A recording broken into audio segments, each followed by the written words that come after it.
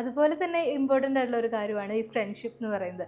ഇപ്പോൾ പൊതുവേ ഈ ഒരു സമൂഹത്തിലൊക്കെ ഒരു ധാരണയുണ്ട്, ഒരു ആൺകുട്ടിക്കും പെൺകുട്ടിക്കും ഒരിക്കലും ഒരുമിച്ച് കുറേ കാലം ഫ്രണ്ട്ഷിപ്പായിട്ട് മാത്രം തുടരാനാവില്ല.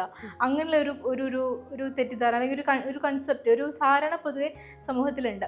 പക്ഷേ അതിനെയൊക്കെ പൊളിച്ചടുക്കിയിട്ടാണ് ഈ ഏറ്റവും പ്രിയപ്പെട്ട എന്നോട് എന്നുള്ളതിൽ നമ്മുടെ അതിഥിയുടെയും ആദിയുടെയും ഒരു ഫ്രണ്ട്ഷിപ്പ്, അത് ഭയങ്കര മനോഹരമായിട്ട് തന്നെ നിന്നെ അതിൽ പോർട്രേറ്റ് ചെയ്തിട്ടുണ്ട്. അപ്പോൾ അതുപോലെ തന്നെ അതിയും സാക്ഷിയും രണ്ട് സ്ത്രീകൾ തമ്മിലുള്ള ഒരു ഫ്രണ്ട്ഷിപ്പിനെ പൊതുവേ ഒരു മനോഹരമായിട്ട് പറഞ്ഞിട്ടുണ്ട്. അപ്പോൾ എന്താണ് അഭിപ്രായം ഒരു സ്ത്രീക്കും ഒരു പുരുഷനും? എനിക്കൊന്ന് എൻ്റെ വളരെ ക്ലോസ് ആയിട്ടുള്ള സർക്കിൾ എടുത്തു കഴിഞ്ഞാൽ അത് കുറേ ആൺപിള്ളേരുണ്ട്.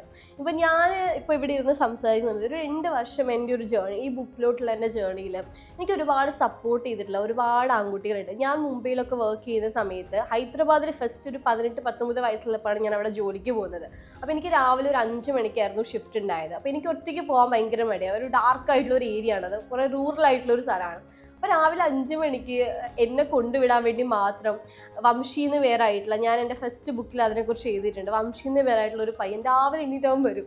എന്നെ ബസ് കയറ്റി, എനിക്കൊരു ബന്ധമില്ല അവനായിട്ട്. ഞാൻ ആ ഹൈദരാബാദ് പോയി ഒരു 1 വീക്കാണ് എനിക്ക് അവനെ പരിചയമുള്ളൂ. പക്ഷേ എന്നെ സേഫായിട്ട് കയറ്റി വിടാൻ വേണ്ടിയിട്ട് എനിക്ക് തോന്നുന്നു, എനിക്ക് മോർണിംഗ് ഷിഫ്റ്റുള്ള, ഞാൻ അവിടെ ഒരു 1 ഇയറോളം നിന്നിട്ടുണ്ട്. 1 ഇയറോളം എനിക്ക് മോർണിംഗ് ഷിഫ്റ്റുള്ള എല്ലാ ദിവസവും എന്നെ കൊണ്ടുവിടാൻ വേണ്ടി അവിടെ രാവിലെ 5 മണിക്ക് എഴുന്നേറ്റ് വന്നിട്ടുള്ള ഒരു ആൺസുഹൃത്ത് എനിക്കുണ്ട്.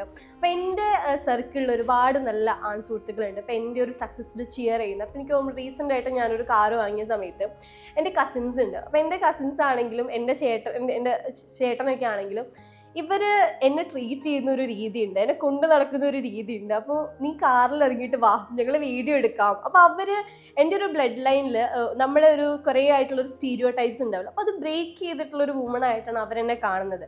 ആ കാണുന്നതിന് അവരെനിക്ക് തന്നിട്ടുള്ളൊരു സപ്പോർട്ട്, എൻ്റെ കൂടെ സ്റ്റാൻഡ് ചെയ്യുന്ന ഒരു രീതി.